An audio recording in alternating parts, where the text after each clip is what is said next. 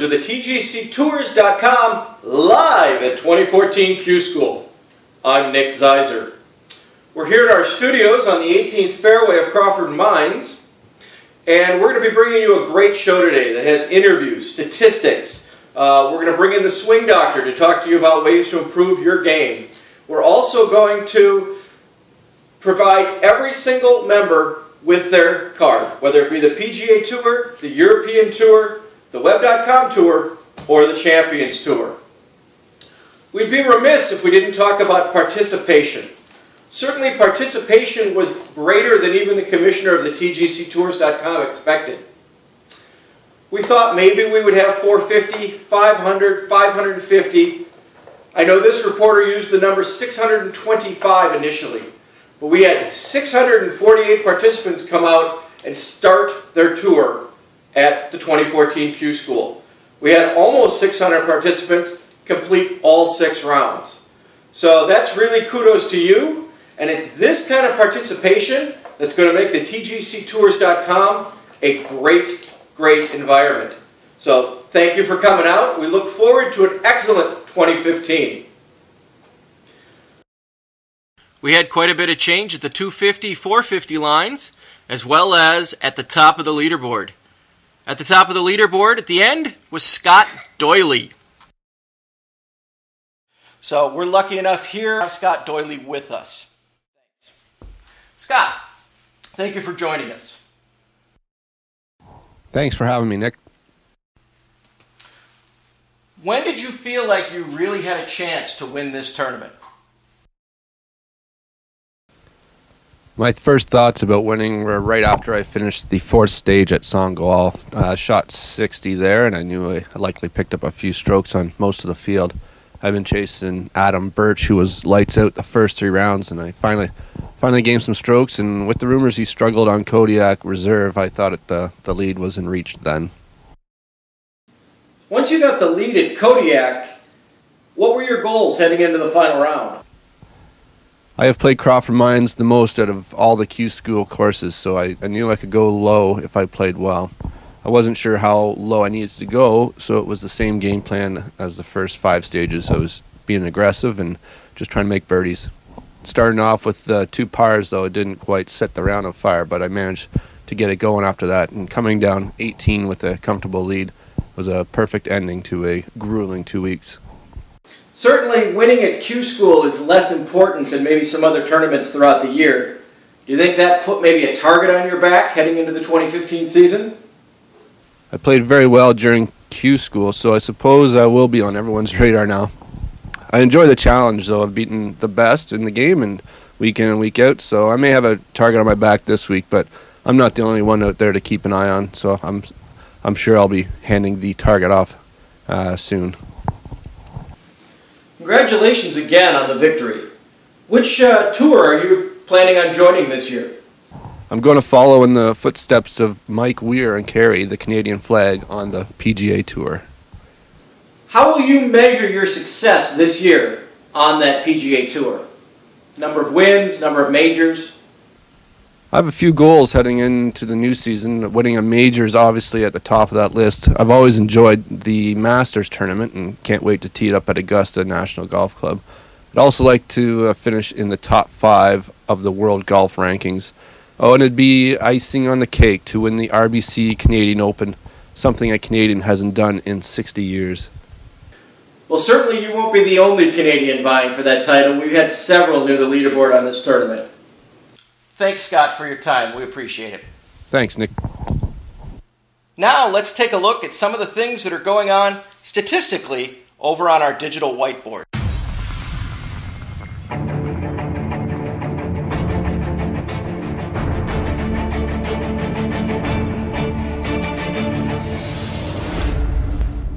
All right. This is our digital whiteboard set, and anything we can present here statistically in order to help you become a better player we'll be doing throughout the year, mostly at the majors. So you'll see here we have our poll that was conducted on the forums about which course we thought would be the hardest. As you can see, Kodiak was the course that we felt would be the most difficult. We'll see if that actually matches up to reality. Secondarily, everybody thought Songoal, followed by Copper Creek, and then last but not least, Mount Yeti. Let's see how that compares to what actually took place on the course during Q School. As you can see, some of our prognostication was correct. Kodiak Reserve did play out as the hardest course on the tour. What was interesting is that Copper Creek was the second hardest course by quite a large margin. Only 13% of the respondents thought that might be the case. In addition, Crawford Mines ended up playing harder than Songal. So we had some of those right, but I think the pressure at the end really got people at Crawford. One other area that we've been tracking is the Performance Eye platform. PS4 came in last, had 333 golfers, which was the most, but their average was 388 over par. Xbox had 158 golfers, their average was 377 over par. And the winner was the PC golfers at 2.44 strokes over par on average with 157 golfers. Some of that may have been that they had access to the platform before any of the rest of us.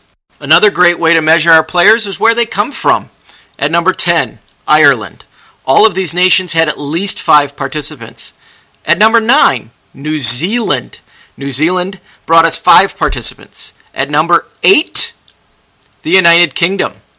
The United Kingdom had 88 participants who shot 21 over on average. Number 7, Germany.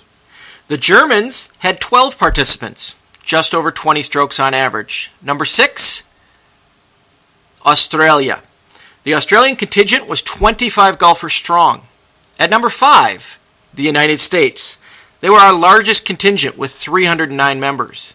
At number 4, England. Even separating them from the UK, England shot just 6 strokes over per player. At number 3, Scotland. Scotland had 13 participants and shot just over 3 strokes on average. Wales was number 2. They had 5 participants and just shot about 1 stroke over on average. And our number 1 would have been South Africa, but they only had 4 participants. South Africans had a great tournament. Our actual number 1, the Canadians.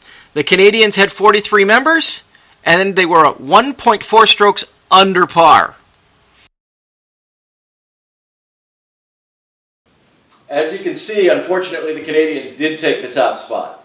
There were a lot of great players from a lot of great countries. Some of them were represented only by a few individuals, so we didn't want to capture everybody because it would have been skewed incorrectly based on volume. So let's pass it on over now to the swing doctor, who's got some information to help you with your golf swing. Thanks. Certainly the key is with any swing is gentle hands. The first thing you're going to want to do, whether you're playing with a DualShock, with an Xbox controller, or with a mouse, is just relax those shoulders. You're going to want to feel relaxed, and whether you're right-handed or left-handed, using those different thumbs, just sort of feel the pull. So you want it to be one fluid motion. Many teachers will tell you want to have a slight pause at the back for accuracy, and then just flick it forward. Just grip it and flick it. And that's really going to be the key with the joysticks. From a mouse perspective, again, we want those relaxed shoulders. You want to get that wrist good and locked in place, and you're going to want to have a smooth draw. So it's a smooth draw and a nice solid push through. So those are really going to be the keys that I think can help you take strokes off your game. Back to our Crawford Mines studio. Thanks, Swing Doctor. Really the focus that has been going on the last couple of weeks have been the 2 cut lines, the top 250 as well as the top 450.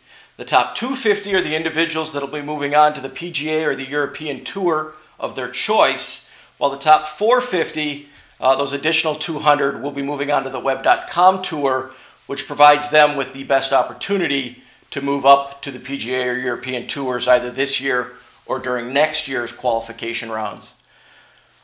The 250, as you can see here, went quite a bit deeper than we expected it to.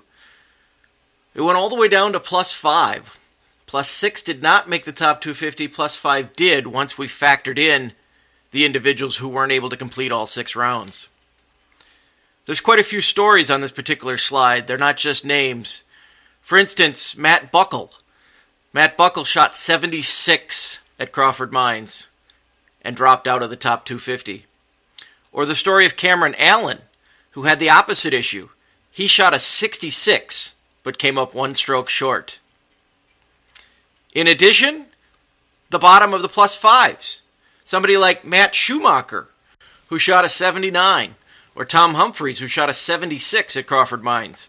Both of them had to be sweating out the last couple of days, trying to determine if they would be in or out of the top 250. These are the kind of stories that will unfold each week at tgctours.com as people try to make cuts, try to earn enough mythical money on the money list, and get into the different playoff scenarios for their tour. The individuals outside the top 250 are going to be some of the leaders on the Web.com tour. These are the individuals that could get Battlefield promotions, or you could see win money titles for Web.com. It'll be interesting to see what some of those players accomplish on the PGA and European tours as we head into 2015. We're now joined by one of those players, Brian Buckner, who shot even and was just inside the cut line. Welcome to the show, Brian. Yeah, thanks, Nick. What were your expectations coming into Q School? You know, honestly, my target number was like 10 under. So after logging several practice rounds at each course, I kind of felt like that was within reach for me. And I mean, I knew I was going to probably struggle at Songal and Copper, but you know, there were going to be speed bumps, but they really set me back. Yeah, you certainly cut it close, Brian, shooting that 3 under at Crawford Mines. How anxious have you been over the last few days, wondering if that'd been enough? Yeah, it was pretty nerve-wracking. After giving out so many strokes at Songal and Copper, I knew I needed to really grind at Kodiak, and once I did that, I wasn't sure if I'd done enough at Crawford, but I felt really good closing out with a respectful 3 under. I thought and I hoped that might be enough. Well, it looks like your round at Copper Creek almost sunk you. So what actually happened during that round? Oh, man. Copper definitely tested all aspects of my game. I mean, I missed several fairways. I drew some bad lies, especially in the bunkers, which tended to leave me short-sided more times than not. And those greens are very firm, so if you're short-sided, that didn't even allow me the best flop shot attempts to leave me anything, you know, even makeable. Every time I'd make up a shot with a birdie, I'd come right back on and get on the bogey train for the next couple of holes. There were several red flashing lights that I probably should have respected a little bit more, but I felt like I had to keep the throttle down and make some birdies to try to hit my 10 under target. So how will you measure your success this year on the tour? Number of wins, number of cuts, FedEx or Race to Dubai threshold points? Well, Nick, I feel pretty lucky I even have this opportunity. So I have some personal goals, but overall I'll tee it up each week with the hope of winning. I mean, obviously there are a lot of great players on these tours, and as evidence of their great play during Q School. But I'm not going to set my goal anywhere less than becoming a top player. I'm not quite there now, but I'm going to keep working it. And making cuts is certainly a priority, and that will be my immediate focus each week. I know there's a lot of challenges ahead, but that hasn't stopped me before. Thanks for your time, Brian, and good luck this season. Well, thanks to you as well, and good luck to everybody. And not just at the 250 is that cut line important. That 450 cut line is also very important for those Web.com players. These are the players that are going to be competing and be our next superstars on the TGCtours.com. Remember, 3 wins on the Web.com tour and you do get promoted up to one of the 2 top tiers. You also can qualify at the end of the qualifying year, either through your play or through another qualifying tournament in order to move up. But it's a great way for people of like skill levels to play against each other. Let's take a look at some of the 450 cut line people, see the people that just made it into that cut, and the people who will be playing on the Champions Tour, another rewarding tour on the TGCtours.com. And here are the names of those players that are just inside the 450 Web.com line and just outside in the Champions Tour. Just as we had with the 250 cut line, there are some infinite stories that could be told about all of these players and the players just above and just below them. Good examples are the rounds put together by, say, Kevin Hopkins. Kevin Hopkins shot 3 straight rounds in the 80s before finishing with a 69 here at Crawford Mines. Unfortunately, that was 1 stroke too many. Or Simon Hill, who started out with 2 solid rounds before posting 4 rounds in the 80s, which unfortunately kept him 1 stroke back of that 450 cut line. These kind of stories exist throughout. Another perfect example is Guido Triebe from Germany. He actually improved over his last 4 rounds, going 89, 80, 79, and 77. Or you could look at Richard Wood, the last player to qualify for the Web.com Tour. Richard shot 3 straight 82s at Copper, Songal, and Kodiak before finally putting it together to shoot a 73 and just squeaking into the Web.com Tour. All of those players on the Web.com are eligible for the Battlefield promotions, and all of the players on the Champions Tour outside the top 450 will have opportunities throughout the year as well, and have opportunities to promote themselves through great play. Quite a few of those people are going to be people to watch as we progress. Let's head over to the whiteboard now, and we'll break down who's getting their card and who's going where for the PGA, European, Web.com, and Champions Tours.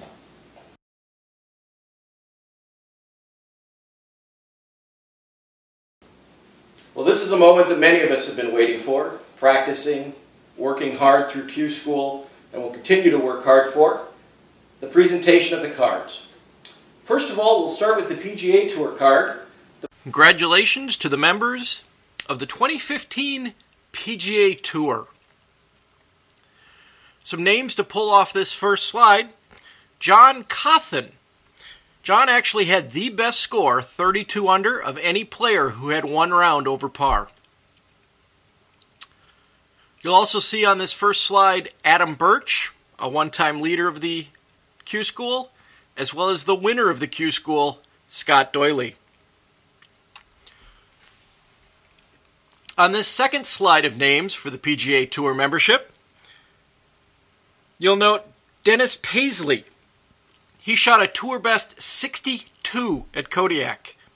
With shooting like that at one of the toughest courses on tour, he certainly could be somebody who could contend if he can consistently put it together. 21 of the top 30 Q School scorers chose to stay in the U.S. on the PGA Tour. As we move on to slide number 3, we look at Gordy Wolf at 12 under. He shot 65 and 70 over his last 2 rounds. That's Kodiak and then Crawford. That's a heck of a round at Kodiak in order to get himself onto the PGA Tour. You'll also see Nick Zeiser at 26 under. You guys have no worries from him. He certainly can't putt. He can't putt uphill, downhill, left, right. No real worries there. Moving on now to the European Tour. Congratulations to the members of the 2015 European Tour. Some names to note on this page. First off, you'll see Bradley Garcia and his gaudy 55 under from Q School. Bradley is the highest scoring person from Q School to be heading to the European Tour. So we're definitely going to have to watch out for him as the season progresses. Also on this first page, you'll see Dan Cooper at +1. Dan was actually 10 under at one point during his tournament and hung on through some struggles in the last few rounds. Moving on to slide number 2, there's a couple of names that are worth noting here as well. First of all, you'll see Johan Vermeulen. Johan shot 14 under over the course of the tournament. He had a 77 at Kodiak, but bounced back to shoot a 70 at Crawford. So some of his early numbers certainly helped bolster his chances of making it onto the European Tour. You'll also see the name of Adrian Marchonk. Adrian shot 10 under. Adrian shot an 80 on Kodiak Reserve and came back and shot 20 strokes better. That's correct. He went 80-60 to finish. That 60 at 10 under took him from plus numbers to comfortably on the European Tour. And on slide number 3, we see Colin E. Watt here at -3. Didn't have a single round in the 60s. all of his rounds were in the 70s. You'll also see on this slide Ken Wenzel. Ken Wenzel shot 1 under. He had a 67 at Crawford, which was his only round in the 60s during the entire tour. Just enough to get himself onto the European Tour. Let's take a look now at the Web.com membership list. Congratulations to the 2015 members of the Web.com Tour. This is the exciting tour full of growing players who we certainly expect to see improve over the course of 2015. Some of these players will receive Battlefield promotions with 3 wins, moving up to the top tiers this year. Many more will be taking cards away from members of the top tiers during the next qualifying sessions this fall. On the first slide here, one name to note is Dave Coors. Dave went 81 at Kodiak, but was able to bounce back with a 66 at Crawford Mines. That's a great turnaround and certainly should give him confidence heading into the Web.com Tour. As we move on to slide number 2, one of the names that jumps out here for multiple reasons is Red Vines Marvin. Red Vines went out and shot 80 to close. So unlike Dave Coors, who we just mentioned, certainly Red Vines is going to have to find his game in order to compete on the Web.com Tour. But as some of his early rounds showed, he certainly can do that if he can put it together consistently. As we look forward to the names here on slide number 3, one name that popped out at me was Jules Powell. Jules shot 8 over. However, he went 69 to close. And in addition to that, as we move on to slide number 4, we look towards Gary Vargas. Gary Vargas went 81-72 to close. So certainly was able to turn it around at Crawford after a very tough round at Kodiak Reserve. He certainly was not alone having struggles at the Kodiak. Let's take a look now at what's going on the Champions Tour. Congratulations to the 2015 members of the TGCTours.com Champions Tour. Certainly many of these players are finding their way within the TGC environment, and I look for many good things out of several of these players going forward. One name that jumped out at me from this list is Kevin Hopkins. While Kevin shot 41 over for his 6 rounds, he did put together a 69 at Crawford. So he certainly has the skill set to move up should he be able to put those kind of rounds together. As we move on to slide number 2, you'll notice the name of Leslie Sangster. Leslie improved by 24 strokes between Kodiak and Crawford, taking 24 strokes off a disastrous Kodiak score. And Brad Pinhorn, who shot a 73 at Kodiak, which is better than many people were able to shoot in tours several levels above him. These are the cards and the members of the TGCTour.com inaugural 2015 season. So there's the list of all the players going to our 4 tours. We also have an executive tour for those that are joining new or for those that want to have a little bit more of a casual experience. That'll be open to you if you're not a member of one of the other top tier tours. So congratulations to all of these members who were able to make a tour. Let's go back to our main studio desk. And there will be opportunities through the US Open, the British Open to qualify, as well as to get into the Masters as an amateur. So there's many opportunities for people at all levels on this tour, which is great. One of the individuals who just qualified for the top 250 and got himself, as you saw during the card presentation, into the European Tour is Andre Quenneville, who just got in with a +3 and had been sweating all week whether or not that number would get him into the top tiers. We're joined now on the phone by Andre. Welcome, Andre. Yeah, thanks, Nick. Thanks for having me. What were your goals going into Q School, Andre? Yeah, I really wanted to be in the top 250, but unfortunately I didn't know if my score was going to be good enough. But, you know, now that I've seen that it is, boy, coming in Coming into today, I didn't think I'd made it, but, you know, it would have been really difficult to miss, but I'm excited that I was able to make it in. I noted your scores got worse from rounds 2 through 5, Andre. Do you think it was your game or the courses that took the biggest toll?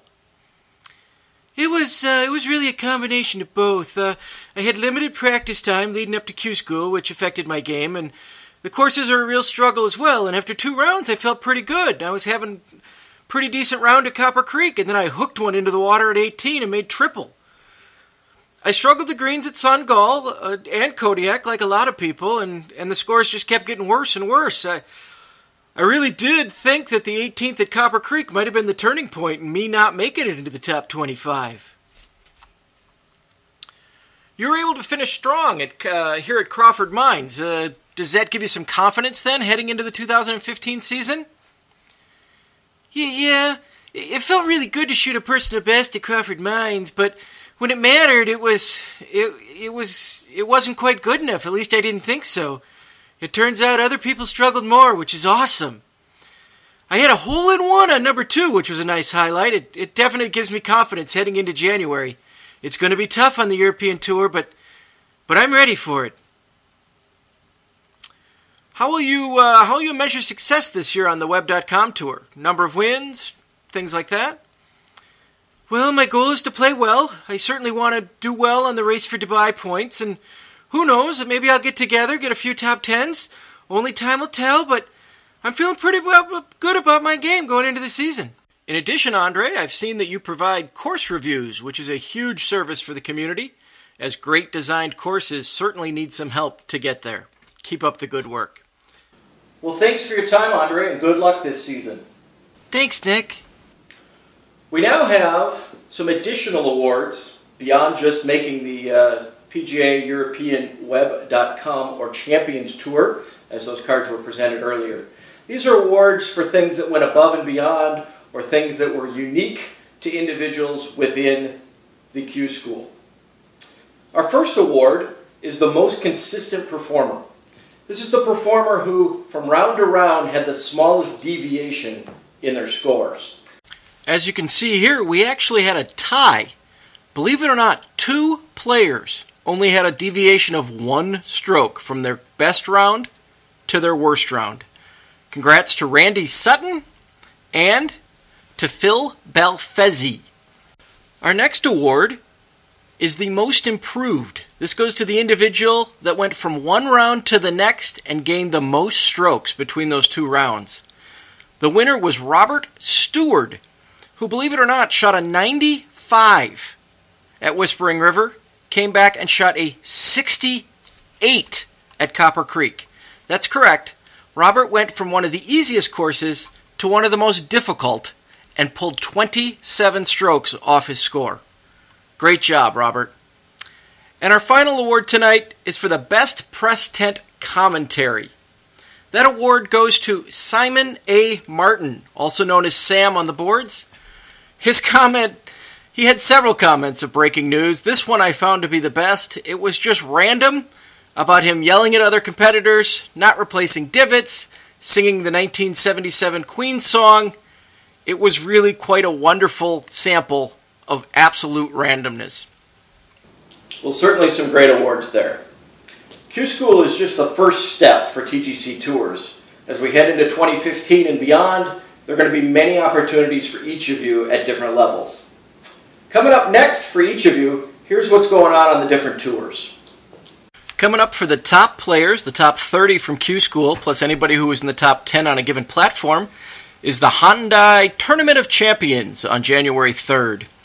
On the PGA Tour, the first full event happens January 10th in Hawaii, the Sony Open.